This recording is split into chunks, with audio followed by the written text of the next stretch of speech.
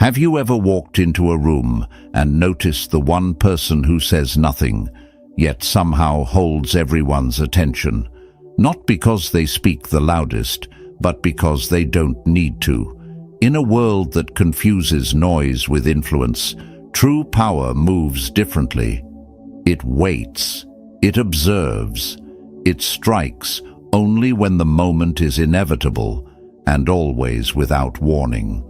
This isn't about playing cruel games. It's about mastering the quiet tactics that most people overlook, the kind that win before the fight even starts. What you're about to discover isn't just strategy, it's the discipline of restraint, clarity, and decisive control.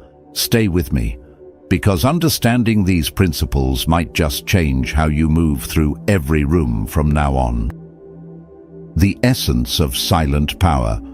In a world where noise is mistaken for strength, silence remains the language of the truly powerful.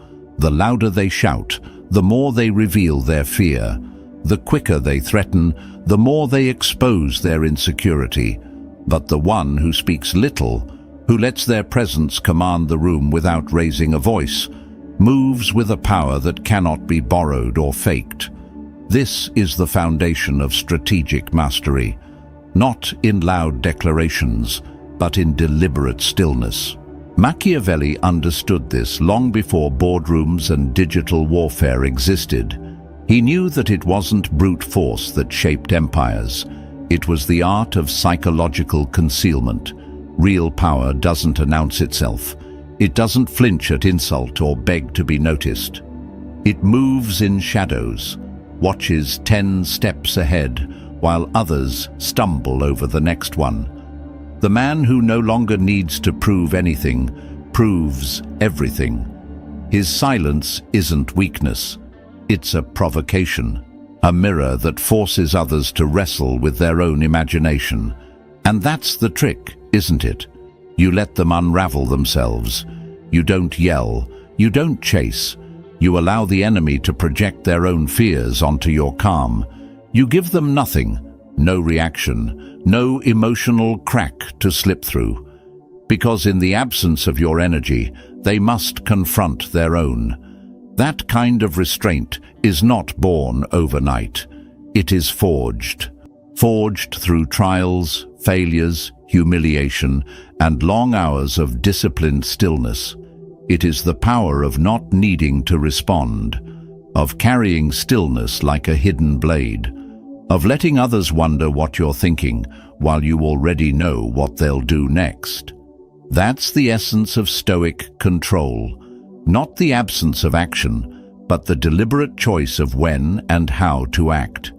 The world rewards those who can resist the urge to show their hand.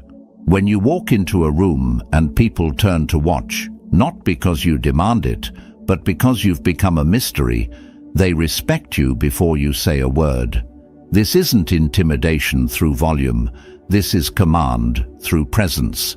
So let them talk. Let them doubt. Let them wonder. You don't need to respond. You don't need to explain. You just keep building, silently, deliberately, and without permission. Because once you've mastered silence, you've mastered yourself. And when you've mastered yourself, there's nothing left for them to use against you. Master perception, own the moment. In every clash, be it in conversation, competition, or confrontation, the truth is not the currency that dictates the result. Perception is. The real battlefield doesn't start when voices are raised or tensions boil over. It starts the moment others begin to see you, because people don't respond to what is. They respond to what appears to be. Machiavelli understood this deeply. Men judge more by the eye than by the hand, he wrote. Why? Because while few will ever know your intentions, everyone will witness your composure, your tone, your stillness, or your lack of it. This is why the one who masters appearance gains the advantage before the first move is even made. It's not about being right. It's not even about being strong. It's about looking composed, focused, and unshakable, especially when you're not. When others see calm in the storm, they question their own footing. That hesitation, that brief flicker of uncertainty, is your silent victory. A Stoic understands this well. Control over the self creates influence over others. Emotional chaos repels power. Inner stillness radiates it. A Machiavellian doesn't interrupt. They observe. They don't flinch when insulted. They wait. They let the other speak first, not out of politeness, but to collect ammunition. They don't need to fight louder. They win by letting others expose themselves, then quietly turning those words into weapons. That isn't cruelty. It's discipline. It's the art of shaping perception in a world ruled by it. You don't need to crush your opponent. You only need to ensure they look unstable while you do not. In a society addicted to optics, the one who appears calm is treated as wise. The one who remains silent is presumed to be calculating. And the one who shows restraint when everyone else unravels is elevated to mythic stature. This is not about deception for deception's sake. It is strategic restraint in a world that confuses noise with depth. You don't need to expose the truth. You only need to control how it's perceived. Let them rage. Let them over-explain. Let them perform. You remain the stillness that unnerves them, because ultimately, power doesn't go to the loudest or even the smartest. It goes to the one who can control the story being told. And the most powerful story isn't spoken. It's seen in your posture, your eyes, your calm, your refusal to be moved. In a world that thrives on spectacle, the one who doesn't perform becomes the most feared. And that's when you stop needing to fight. You simply become the presence no one dares to challenge.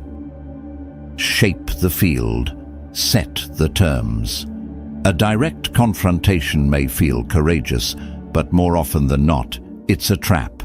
A trigger for resistance, ego, and chaos. True power doesn't clash with another's nature. It works around it. It reshapes the field they move in until their actions, though seemingly autonomous, are guided by the very limits you've designed. This is the silent genius behind environmental manipulation. The Stoics taught us to control what is within our reach, and while people's minds may be untouchable, the conditions they operate in are not. So instead of forcing someone to change the space they must move through. Think of conflict like a game of chess. The goal isn't to destroy every piece, it's to control the board. You don't need to remove your opponent. You only need to adjust the timing, the terrain, the available options, until they begin to defeat themselves. A rescheduled meeting, a quiet change in access, the strategic removal of an ally, all these minor shifts ripple through your opponent's stability, and before they realize what's happened, they are no longer reacting with strength. They are reacting with confusion, with fatigue, with missteps that serve your plan. This is not deception for its own sake. It is influence through precision. Environmental manipulation doesn't aim to humiliate. It aims to exhaust, to reframe the scenario so completely that your adversary begins acting according to your rhythm, not theirs.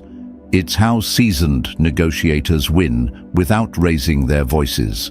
It's how the Stoic leader governs not with demands, but by designing conditions where the right choice becomes the only obvious choice. Instead of wrestling with someone's chaotic emotions or stubborn beliefs, you shift the frame that surrounds them. You alter the light, tilt the floor, and let their next move become inevitable.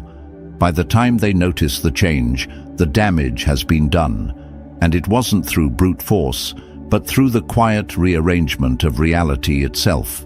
The battlefield, then, is not a place. It is a construct. One you shape with patience, foresight, and restraint. The person who controls the environment doesn't need to control people. They only need to control the options.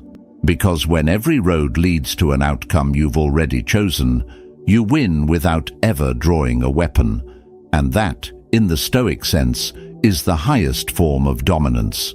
Not domination over others, but mastery over the structure they must operate within. Success in this form is subtle.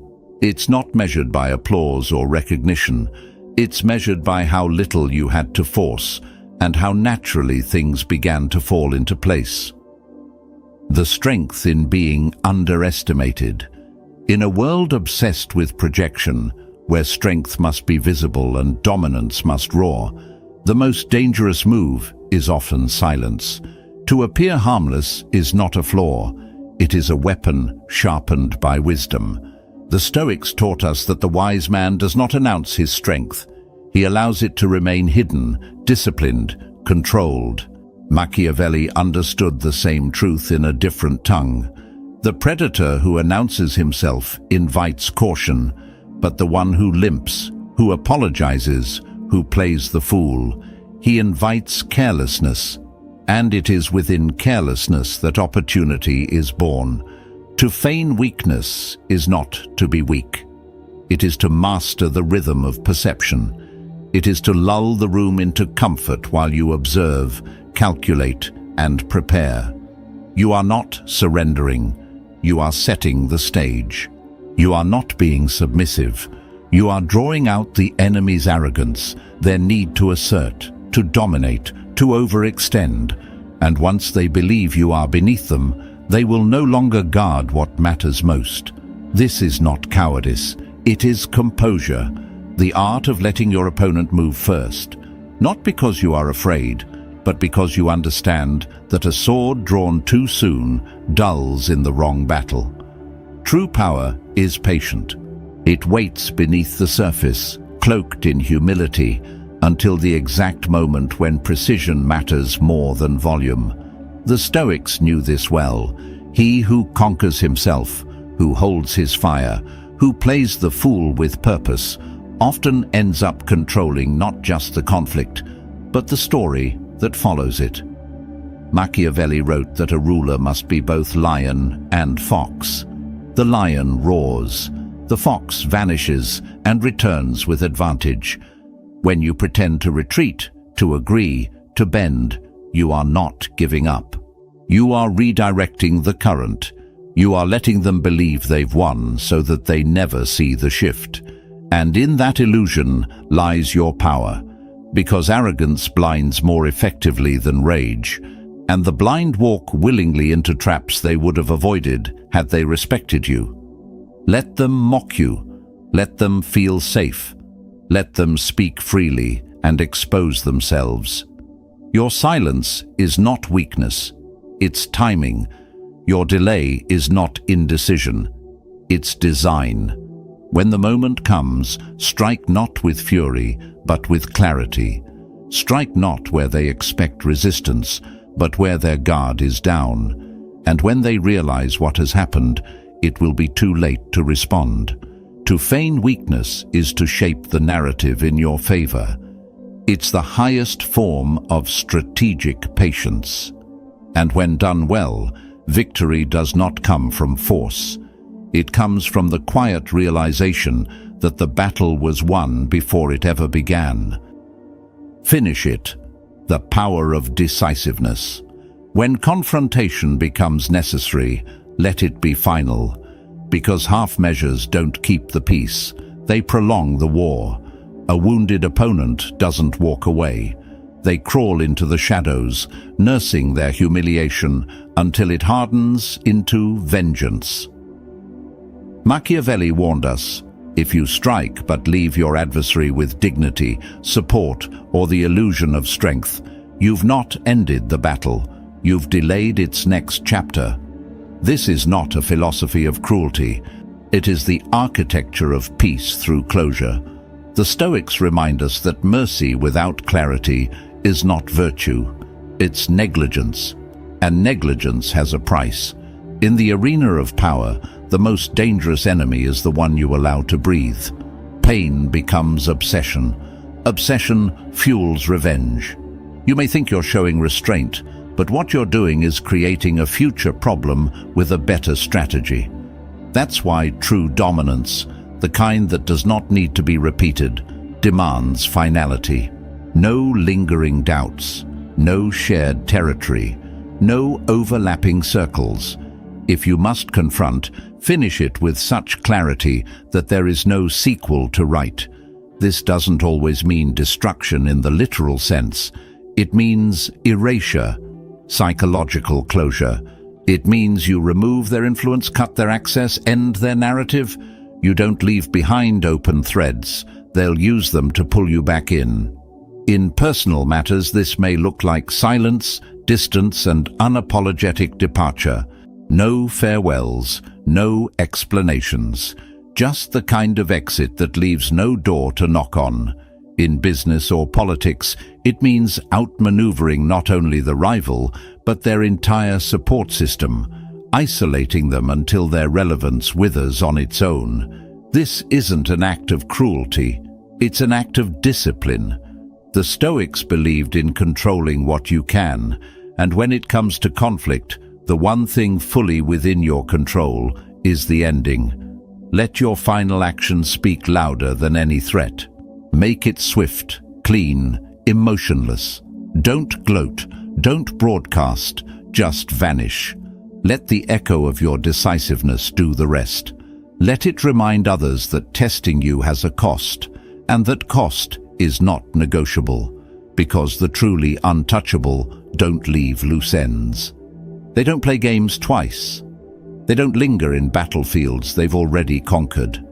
The moment you hesitate, they rebuild. The moment you show leniency, they strategize.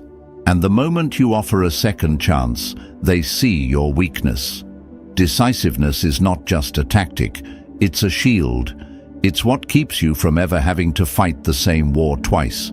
So finish it, not with malice, but with mastery. Not for ego, but for peace. Because when no one dares to continue the conflict, that's when you've won. Not just the battle, but your freedom from it. And that is the ultimate form of power.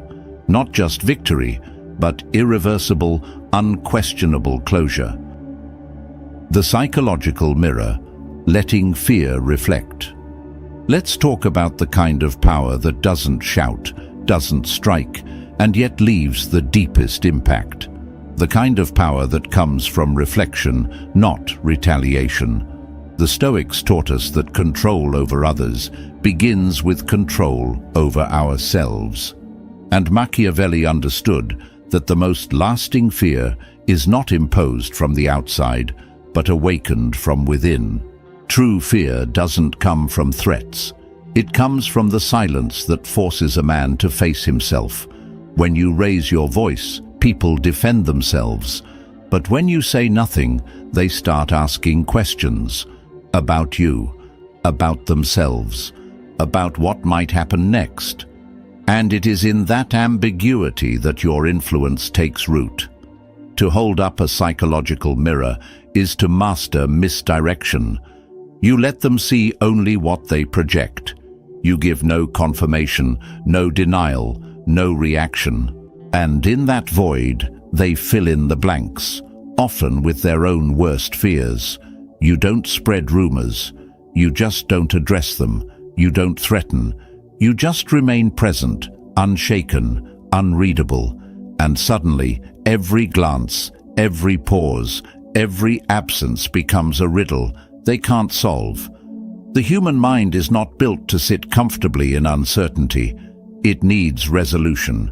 And when it doesn't get one, it begins to unravel, slowly, internally.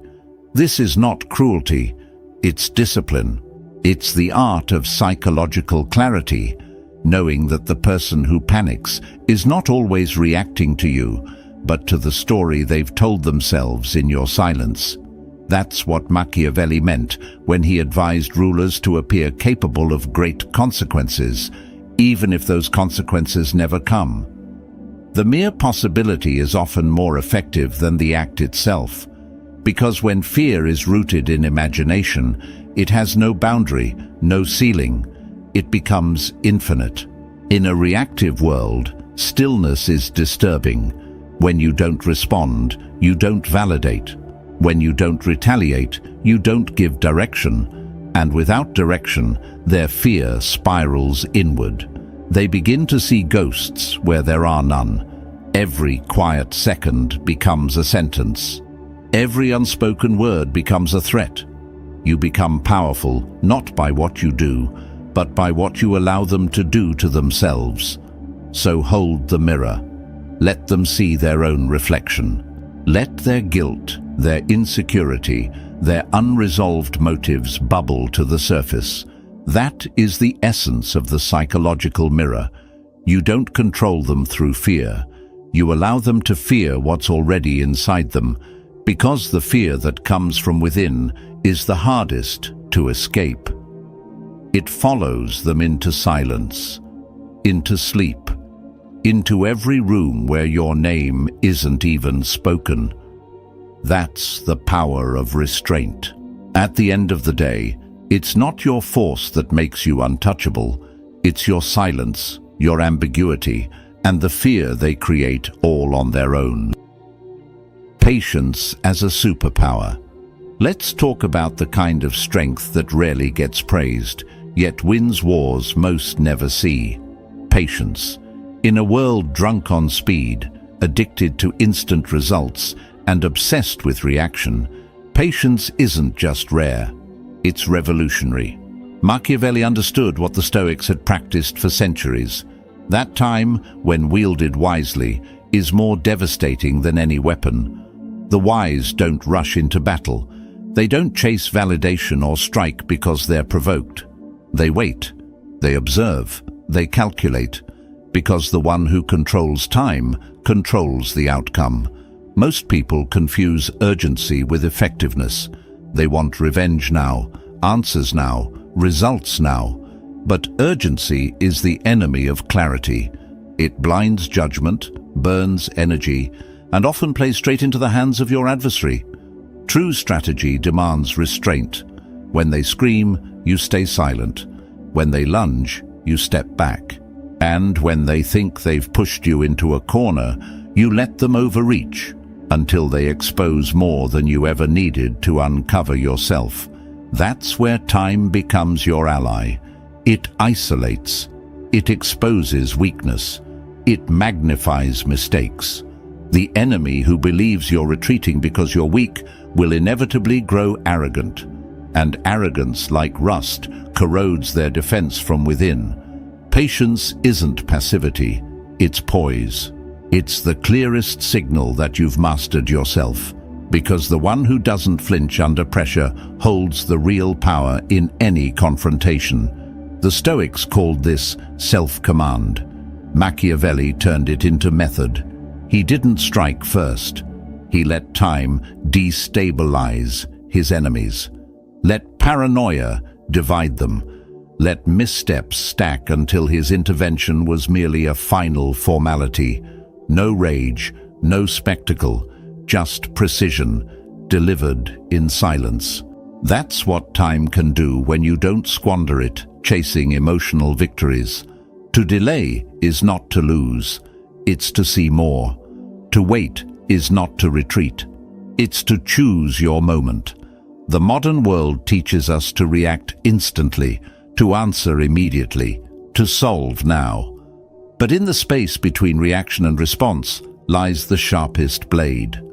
When you slow your pace beneath the noise of others, you begin to notice what they miss. While they exhaust themselves chasing the surface, you see the fracture lines beneath. And when the time comes, when your patience has drawn out their weakness, isolated their support, and blinded their clarity, then you act, not out of anger, but out of certainty. Not to punish, but to end. That's how patience wins wars the world never watches. At the end of the day, the one who can wait is the one who controls the clock, and the one who controls the clock decides when the game is over. The power of strategic distance. Let's talk about the quietest move that carries the sharpest edge: isolation. Machiavelli understood what the Stoics practiced. Power is not always taken through force, but often through subtraction. A strong enemy is not dangerous because of who they are, but because of who stands with them, their network, their alliances, their momentum. These are the true weapons you must disarm. As long as they are supported, they are bold. But when the room empties, when the echoes of agreement vanish, even the strongest begin to unravel. Isolation isn't about public humiliation or dramatic takedowns. It's about erosion. You pull threads, not swords. You let tension creep into their friendships. Let whispers grow in their circle. Let trust slowly corrode in the background. You plant questions, not accusations. And then you wait. One by one, their pillars fall. Not with noise, but with quiet, subtle disappearance. They start to feel it. The pause in response, the shift in tone, the absence of backup. That's when paranoia sets in. That's when even the confident start second-guessing. And when they look around and ask, "Why is no one standing with me?" You've already won the first half of the war. Because you haven't broken them. You've let doubt do it for you. The final move isn't loud. It's clean, precise. You don't confront in front of a crowd. You strike when they're alone. Mentally, emotionally, strategically. No need to destroy their name. Just dissolve their influence. Let them fade from relevance, not fall in flame. That's the difference between noise and power. One is temporary, the other is permanent. At the end of the day, real dominance doesn't come from overpowering someone. It comes from ensuring no one is left to protect them when you do. In this life, you don't need to be the loudest voice to be heard. You only need to be the one who moves with clarity, restraint, and purpose. Power isn't about overpowering others. It's about mastering yourself. When you stop reacting and start observing, the game shifts. Let patience protect you. Let silence sharpen you. And above all, guard your peace like it's sacred, because it is.